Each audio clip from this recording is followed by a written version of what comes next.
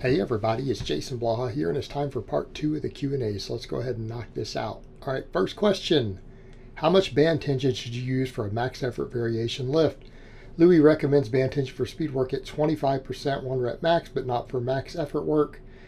Do you even increase the bar weight on a max effort variation or band tension? Thanks. Use whatever band tension you want. 25% would be excessive for a max. I would not generally recommend that high. I almost never go above 100 pounds other than on deadlifts, right? Other than on deadlifts. I've done some deadlifts with more, but you could in theory on a deadlift go up 150, 200, whatever. But here's the thing. With your max effort work, every band tension is a different lift. Every chain tension is a different lift. So, for example, let's say you've got a set of 30s, a set of 50s, and a set of 100s, right?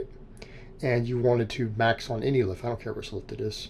Each one of those is a different max. So you could max with the 30, you could max with the 50, you could max with the 100s, right? Or you could add the 30 and the 50 together and get 80. You now have 4 different band tensions. You can max on all of them over the course of a training cycle. You can max on all 4 of those, and you just increase bar weight. So you just ramp up to a max. So let's say you're working with 50 pounds of band tension and you're ramping, and you get to 405 and it's hard. So you can add a little more weight. You go to 425. It's a little grindy, but you have more in there. So maybe you jump one more jump to 435. It's a grinder. It's all you can handle. Your max with 50 pounds of band tension is 435. So you mark it down. Okay. And next time you try that lift in 8 weeks, 12 weeks, 16 weeks, whenever you try 50 pounds of band tension again, you try to set a PR. Since you got 435 that time, you want to try to get at least 440 or more next time you do that variation. Okay, that's how we do max effort work. This is how we rotate the lifts. You count that as its own lift, whether it's a squat, bench, deadlift, whatever you just did with 50 pounds of band. 50 pounds of band tension on the parallel box squat is a specific lift that you track a max for, and you ramp to the max by adding weight when you test your max against that band tension and setup. Pretty straightforward. You can do whatever tensions you want, just track them separately. Right? Pretty simple. All right, next question. I'm getting back into lifting after a 1.5 year break. I'm reasonably lean still. I'm running 5x5 linear progression while recomping. Is that good? If so, do I just stop when I start resetting at the same weights? Oh man, this is one of those that, unfortunately, these Q&As come out like a month after I film them. I'm literally filming this one on the 4th of July. And then you'll see the date when it comes up there. So that gives you an idea of how far in advance these get filmed. It's 4th of July today while I'm filming. You won't get this for a while. If you're lean and you have old muscle memory, you do not recomp, you bulk. Bulk, gain muscle. You need your body weight to be going up. Your body weight should be going up. When you get to weight resets, you reset it like normal, but you probably only want to run a 5x5 linear progression for a few months. Okay? Maybe 3 months tops. And you need to bulk and gain muscle and strength quickly. You have old muscle memory to work off of. You're still pretty lean. Gain size. Up your calories. Put on muscle weight. Okay, don't try to recomp. Don't try to recomp. You're wasting your time. You're going to get a lot bigger, a lot faster if you're willing to gain scale weight. A couple of pounds a month.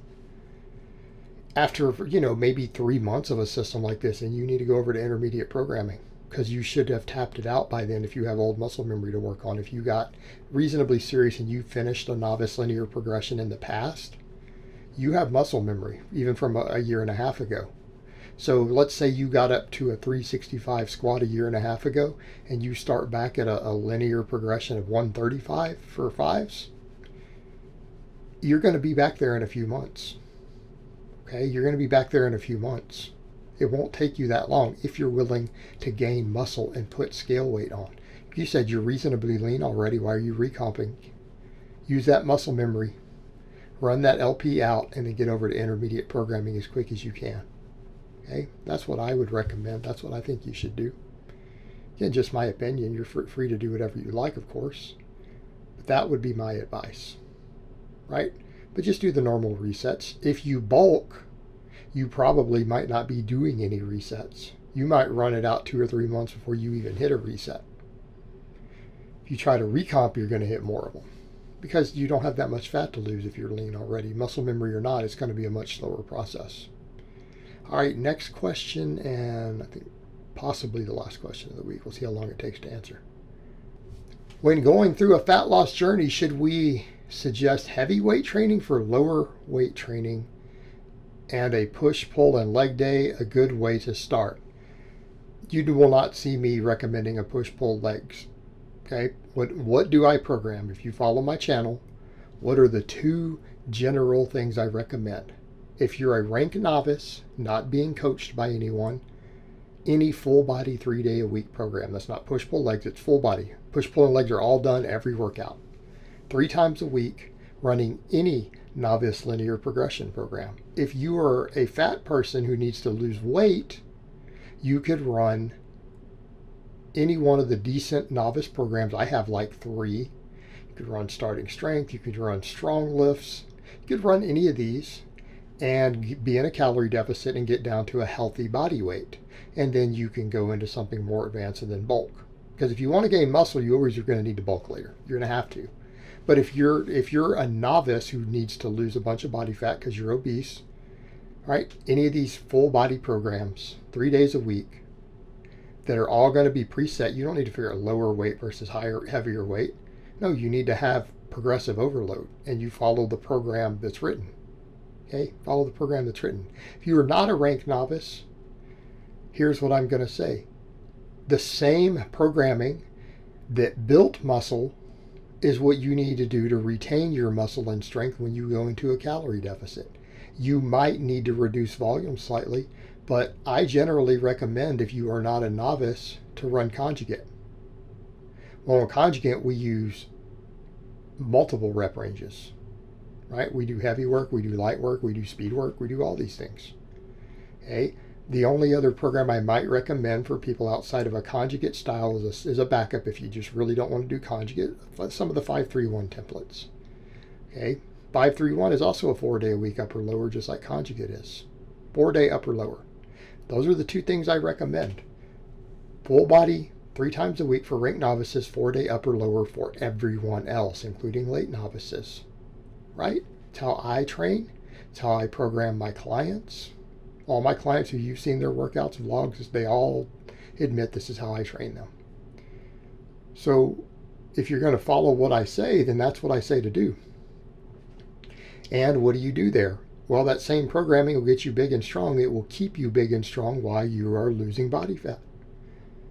Your diet determines that, right? Your body fat loss is going to be determined by your calories in, calories out. The composition of your diet and your training will determine how much of that loss is muscle versus fat. Okay? Diet quality, lifestyle, all those things will affect that. But the weight loss itself is purely about your calories, not your training program. Goal of the training program should be to retain muscle mass when you are losing fat. And the same program that got you big will keep you big.